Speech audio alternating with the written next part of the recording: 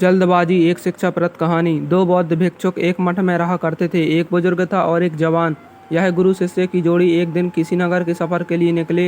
यह दोनों जिस नगर के लिए जा रहे थे उस नगर में प्रवेश पर एक बड़ा सा गेट था।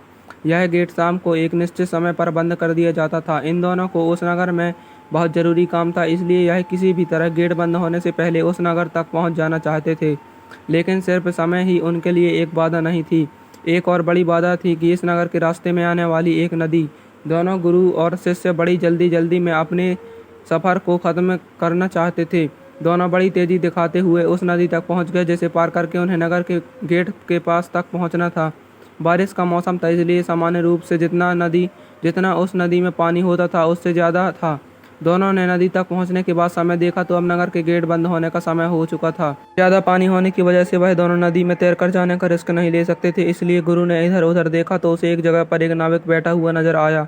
गुरु ने नाविक को नदी पार करने के लिए मना लिया।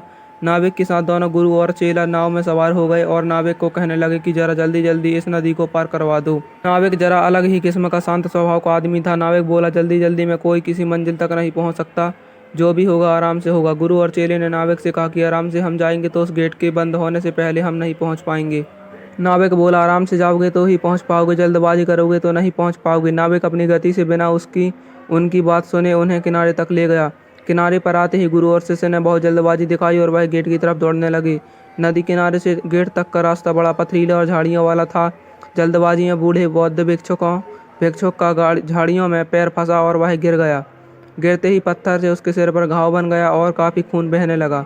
शिष्य ने, जो आगे निकल चुका था, वापस आकर अपने गुरु को उठाया और उनका घाव साफ किया, उन्हें बिठाया। तब तक नगर का दरवाज़ा बंद हो गया था।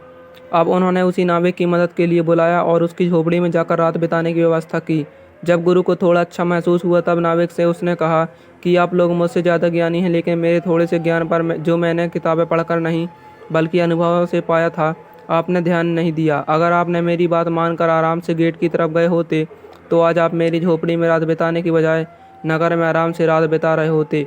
दोस्तों, हम भी अपने जीवन में इसी तरह ज़रूरत से ज़्यादा जल्दबाजी दिखाते हैं और इसी जल्दबाजी में हम कुछ ऐसी गलतियां कर बैठते हैं जो खुद ही हमें अपने मंजिल तक पहुंचने से रोक देती हैं। माना कि मंजिल पर पहुंचना ज़रूरी है, लेकिन क्या उस मंजिल तक पहुंचने वाले रास्ते का सफ़र का आनंद लेना